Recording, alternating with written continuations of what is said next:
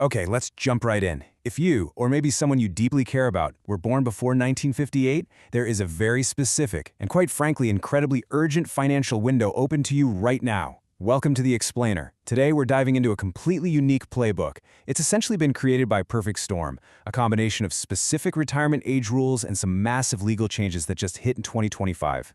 We're not doing a basic overview today. We're getting right into the advanced strategies you need to maximize the money that is absolutely, rightfully yours. Let's get to work. To really wrap our heads around the sheer magnitude of what is actually at stake here, I want you to look at this number, $26,400. Let that sink in. That is the potential annual difference for a maximum earner between claiming Social Security early at age 62 versus holding off and delaying until age 70. Think about that. Multiply that by 12 months and you're looking at an extra 26 grand every single year for the rest of your life. And look, even if you aren't a maximum earner, the proportional math here applies across the board. You are leaving a fortune on the table if you don't play this right.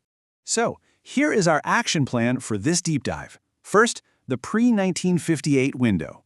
Second, the new 2025 Fairness Act. Third, how to fix zero-year records.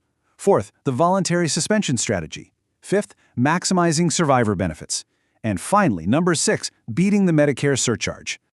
Let's start with Section 1, the pre-1958 Social Security window. The entire foundation of this playbook really rests on understanding your full retirement age, or what we call your FRA. If you fall into that birth cohort between 1943 and 1954, your full retirement age is exactly 66. It's not 66 in 2 months, it's not 66 in 10 months, it's exactly 66. And you know, because your FR is lower than the younger generations coming up behind you, your leverage to build delayed retirement credits is incredibly strong. It gives you a massive mathematical advantage. And here's exactly why that anchor age of 66 is basically a financial superpower. Every single year that you wait past 66, the system adds a permanent, guaranteed 8% to your benefit. I mean, good luck finding a guaranteed 8% return anywhere in the stock market right now, right? Waiting until you hit 70 locks in a massive 32% total boost. To put that into perspective, if your baseline benefit at 66 was $2,500 a month, simply waiting bumps it to $3,300. That's an extra $9,600 a year completely locked in for the rest of your life. Moving on to Section 2, the new 2025 Fairness Act. Guys, this is arguably the single most critical update for public servants we've seen in decades. On January 5th, 2025, this act was signed into law, permanently eliminating the windfall elimination provision and the government pension offset. For years, these rules absolutely gutted the earned benefits of teachers, police officers, firefighters, public servants. The rollout is so huge that the SSA actually had to pay retroactive differences all the way back to January 2024. We're talking over $17 billion distributed. But, and this is a massive but, this doesn't always happen automatically for everyone. If you are a widow or widower of a public servant, you might have been told years ago that because of your own pension, your survivor benefit would literally be $0. Well, guess what? Now, that zero could be hundreds of dollars a month. But you have to step up and apply. Do not wait for them to find you. Call 1-800-772-1213 immediately. Ask them directly about your Fairness Act eligibility, because every month you delay is retroactive money you might lose forever. All right, Section 3, fixing zero-year earnings records. So, how does Social Security actually calculate your check? They use a formula based on your 35 highest earning years. It's like a 35-year scorecard. But what if you only worked 30 years? Well, they average in 5 years of absolute zeros, which permanently drags down your monthly benefit. Now, this disproportionately hits women born before 1958, who maybe stepped away from the workforce for a few years for caregiving. But honestly, a lot of the time it's just a clerical error. It could be a maiden name mismatch or an employer who simply failed to report your wages properly to the IRS. You cannot just blindly accept an inaccurate record. Take control.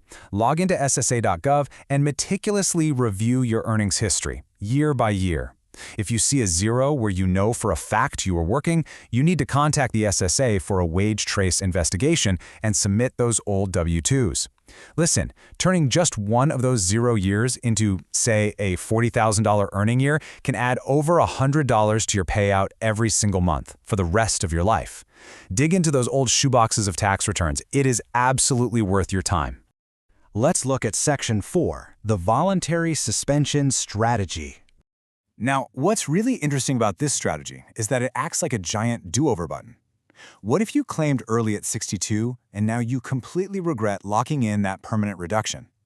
Well, you aren't actually stuck.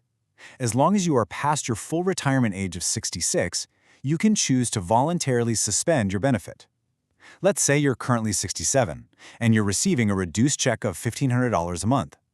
If you suspend it right now and resume it at age 70, you earn that 8% delayed credit for those 3 suspended years.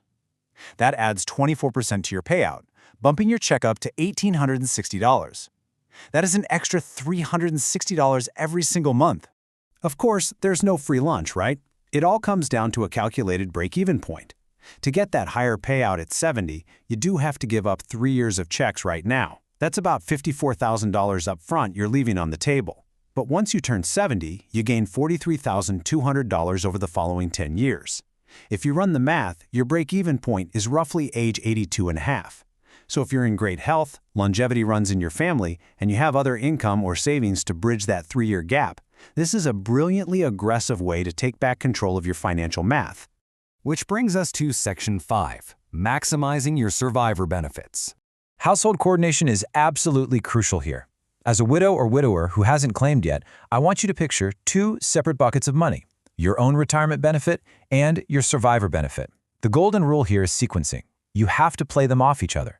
If your own benefit at age 70 is going to be the larger of the two, strategy A is to claim the survivor benefit now to generate income and let your own benefit grow in the background until it maxes out at 70.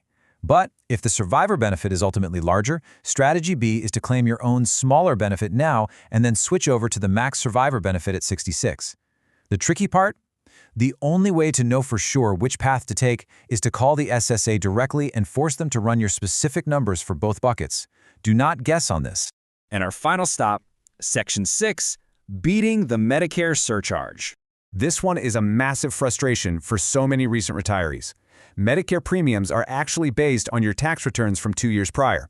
So think about it. If you had a high-income, peak-earning job at 64, but you just retired at 66, you are likely getting penalized right now with a massive IRMAI surcharge. It's a tax based on money you aren't even making anymore. Enter Form SSA 44. This piece of paper is your silver bullet because the government officially classifies retirement as a qualifying life-changing event. By simply filing this free one-page form at SSA.gov to document your new lower retirement income, you force the government to recalculate your Medicare premium immediately. This can completely eliminate a surcharge of up to $487 a month. I mean, really think about that for a second. We are talking about a 30-minute paperwork task that easily saves you $1,000 to $5,000 a year. That is without a doubt the highest hourly rate you will ever earn in your entire retirement. Fill out the form. So, we've covered a massive amount of ground today, from leveraging the Fairness Act to fixing zero-year earnings and utilizing those voluntary suspensions. But here's the reality. These strategies only work if you actually take action. So I'll leave you with this final thought. Who in your life was born before 1958? Who do you know that stepped away from their career to raise kids, or served the public for decades, or maybe just recently retired and is getting hammered by Medicare premiums? Send them this explainer right now. Be the person who shares this, because a single conversation today could literally rewrite their financial security for the rest of their life. Thanks for learning with me. I'll catch you guys in the next deep dive.